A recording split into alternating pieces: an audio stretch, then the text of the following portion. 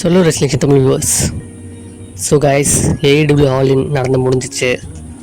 ஒரு historic moment.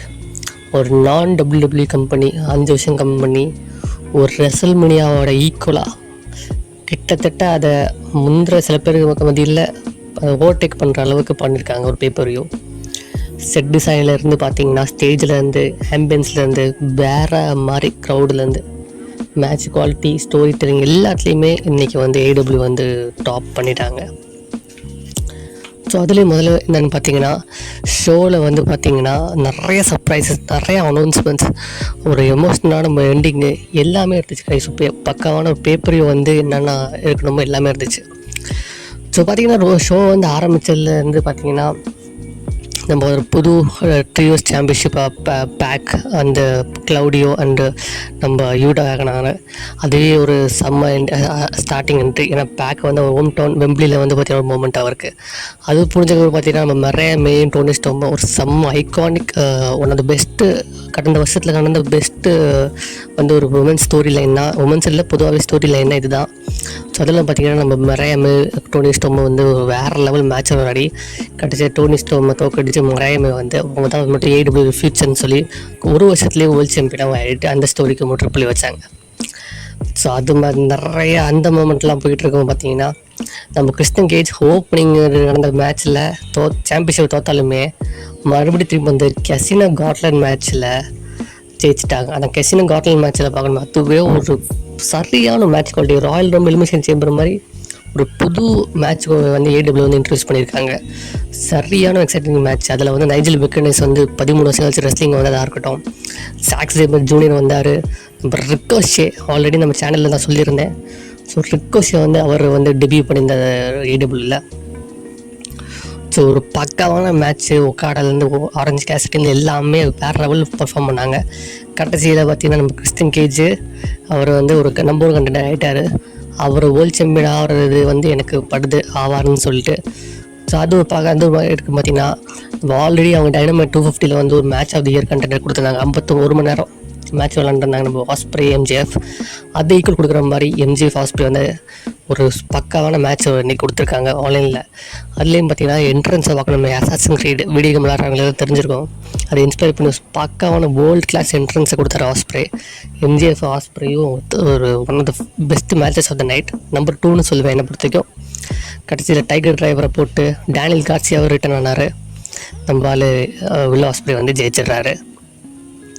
So return பார்க்கும்போது தான் நம்ம ஜேமி எய்டர் வந்து பார்த்திங்கன்னா பல 2 வருஷம் ஆச்சு கிட்டத்தட்ட அவங்க வந்து ரெஸ்லிங் இன்ஜுரி ஆகி போய்.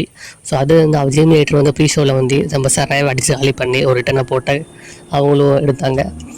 ஸோ அந்த மேட்சஸ்லாம் ஒரு பக்கம் போயிட்டுருக்கோம். பார்த்திங்கன்னா நம்ம main event title versus career. Bryan Danielson அவர் வந்து ஃபைனல் கவுண்டனுக்கு வராரு. க்ரௌடு தெரிக்குது, எஸ்ன்னு கத்துறாங்க. ஸோ அந்த இதெல்லாம் மூமெண்ட்டில் இருக்கும். பார்த்திங்கன்னா அவர் போய் அவர் ஃபேமிலி ஹக் பண்ணுறாங்க. அவர் வீடியோ பேக்கேஜெலாம் பார்க்கும்போது தோணுது, ரைட்டு பிரையன் முடிய போகிறார், அவரோட வாழ்க்கை அவரோட லெகசி முடிய போகுதுன்னு நினைக்கிறோம். ஆனால் ஷோவும் ஒரு super star entrance guys. So அன்றைக்கி தான் வந்து பார்த்திங்கன்னா கான்ட்ராக்ட் எக்ஸ்டென்ஷன் சைன் பண்ணிருக்காரு. ஏன்னா இன்னும் அப்கமிங் 2-3 வருஷத்துக்கு ஷோ வந்து ஏடபிள்யூ தான் இருப்பார். ஸோ அவருமே வந்து ரேப்பெல்லாம் பண்ணி ஒரு பக்காவான ஒரு ஈலாக வந்து இருந்தார் மேட்ச்சில். க்ரௌடு வந்து ஆரம்பிச்சிலேருந்து பிரையன் டேனியல்சன் கூட தானே இருந்தார் கைஸ். மேலே சொல்லலாம். ரெஸ்லிங் 30 எப்படி பார்த்தோமோ அதுக்கப்புறம் இதுதான் ஒரு சரியான மொமெண்ட்டு. அந்த ப்ரீ பெல்லாவும் இருந்தாங்க, அவரோட பையனும் பொண்ணும் இருந்தாங்க க்ரௌடில். அதில் ஒரு மூமெண்ட்டெல்லாம் பார்க்கணுமே கைஸ்.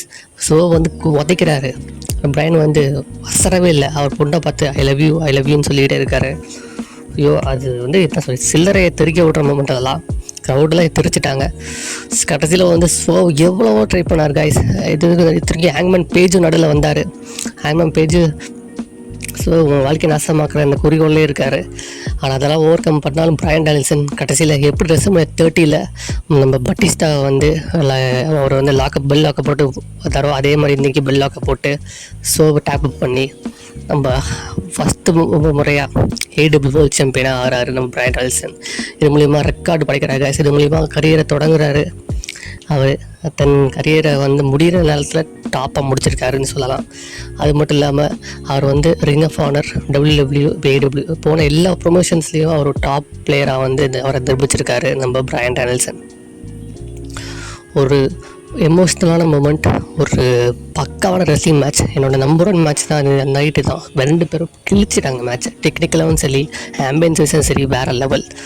ஸோ ஏடபிள்யூ ஆல் இன் ஓவராலாக ஒரு 9/10 பேப்பர் கைஸ். பக்காவான பேப்பரையோ எல்லாமே, என்ட்ரன்ஸ்லேருந்து, ஸ்டேஜ்லேருந்து, க்ரௌட்லேருந்து, மேட்ச் குவாலிட்டிலேருந்து, ஸ்டோரி டெல்லிங்லேருந்து எல்லாமே ஒன்றுமே மிஸ் கிடையாது.